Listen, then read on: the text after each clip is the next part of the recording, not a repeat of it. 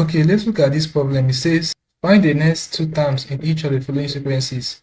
Right, so we have 0.2, 0.6, 1.8, 5.4, 16.2.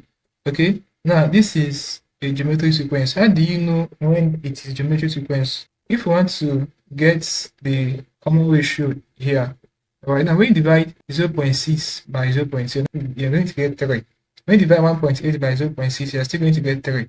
When you divide 5.4 by 1.8, you're still going to get 3. So when you divide the order of the sequence and get a particular number, know that is geometric progression. So you're going to be dealing with common ratio instead of common difference. So it's no longer an arithmetic sequence, now a geometric sequence. Okay, for geometric sequence, to find the number of terms, this is the formula you use.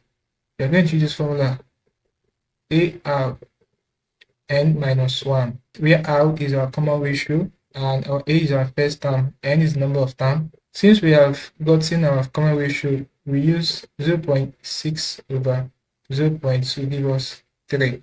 Or if you still do 1.8 over 0.6, you still get 3, which is our common ratio. Now that we have known our common ratio, remember again that in this question, our A is our first term, which is this first term here. So applying this formula to get, we have to find the next two terms. This is our first term, this is our second term, this is our third term, this is our fourth term, this is our fifth term. So that means we are looking for the sixth term and the seventh term, since we are asked to find the next two terms. So the sixth term will be, when you apply this formula AR n minus 1, we're going to have our first term is, okay, it's going to give us first AR, sixth term will be 6 minus 1, which is going to be AR to the power of 5.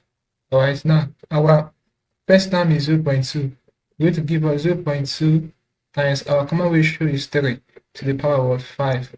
So when you break this down with your calculator, you are going to have, when you punch everything together, 3 to the power of 5 is 3 times 3 times 3 times 3 times 3, then times 0.2. So when you punch everything together on your calculator, you are going to have 48.6 as the output. So this will be the sixth term.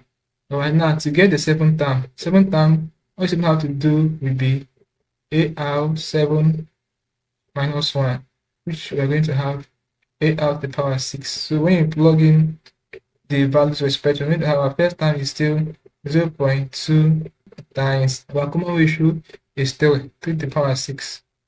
So when you punch this together and calculate 0.2 times 3 to the power 6 is going to give us 145.8 as an output. So this will be the seventh term. So the sixth term here, 48.6 and 145.8 as the second term, will be the next two terms for this geometric sequence.